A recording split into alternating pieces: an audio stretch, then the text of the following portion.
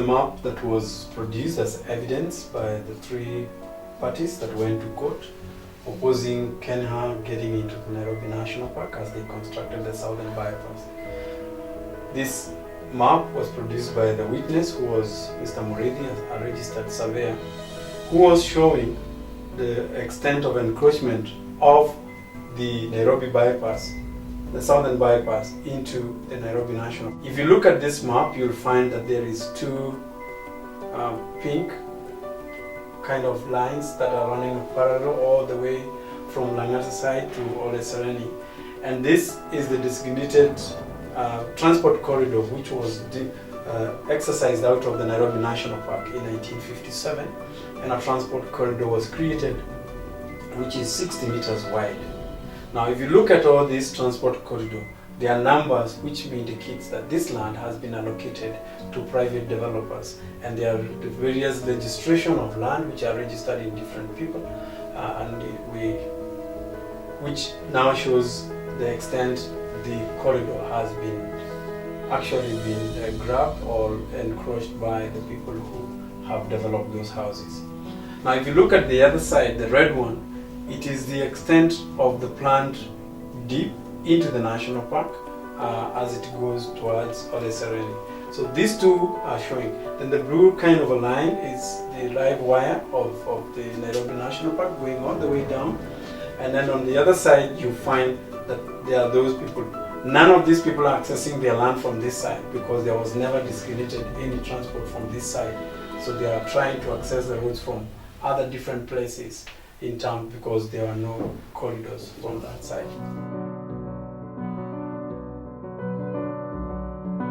So if you're coming from the Langata Road, you'll find that there are no encroachment between the Uhuru Gardens and the barracks. But then when you get into the park, you'll find now it starts just as it leaves the Nairobi National Park.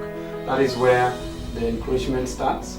And you'll find some houses that has a curved road, blocks road, and then you find a bunch of properties there.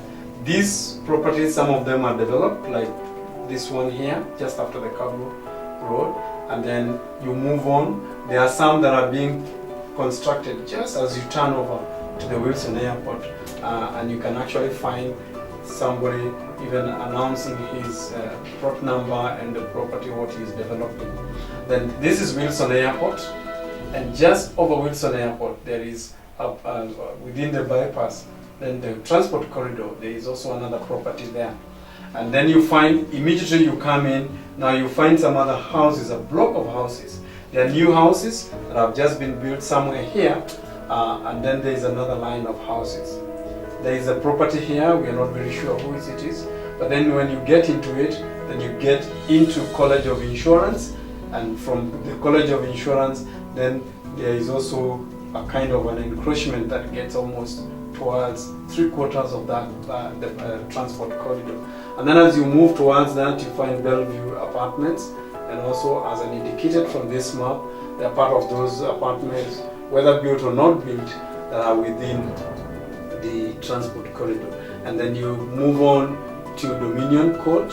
As you move on toward Dominion Court, they have moved very little of it into, there is a very little small portion that is within the bypass. Then you move on out of that, the transport corridor goes ahead, and then it goes off towards Ole Sereni, and as it goes towards Ole Sereni, you find that apart from where Ole Sereni is, that part is actually not encroached by anyone. Now, if you look at the other side, you can find this line that is coming down all the way to this part. This is the live fence of KWS towards Nairobi National Park, but this does not indicate the legal boundary of the park, because fences don't indicate the legal boundary. You could build your fence inside your land, or you could build it way off the boundary. But then what forms the boundary of the park is the lower part of the transport corridor, which is marked in pink. What this means is that the actual transport, the rough road that is there right now, it is actually inside the park, because the boundary of the park, it is where these houses, the walls of these houses, just after Wilson had, and it forms. Now, what Kenya had proposed to do is to come from Oresereni, where there is Oresereni comes within the transport corridor at that point, and just after the Alimex Plaza, deep down into the park, but come along, but outside the transport corridor, but then deep right inside into the park, and comes and exit on the other side of Langata Road towards that.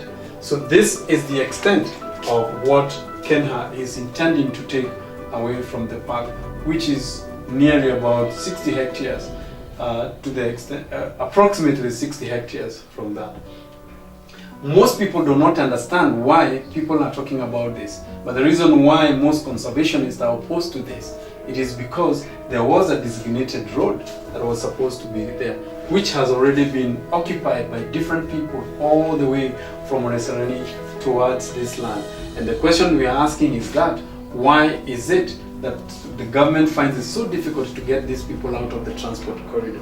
The other question that we need to ask ourselves is this: if the court asked Kenya to go through the legal procedure of degazetting the land from public to being public for conservation from the national to being construction of a highway, how did this land, which was reserved for road, degazetted? Was it degazetted from public to private? Those are the questions that Kenya need to answer. But the point of the conservationist is not that the road should not be built, but then due process should be followed. If there was a transport corridor, then they need to build that road within that transport corridor.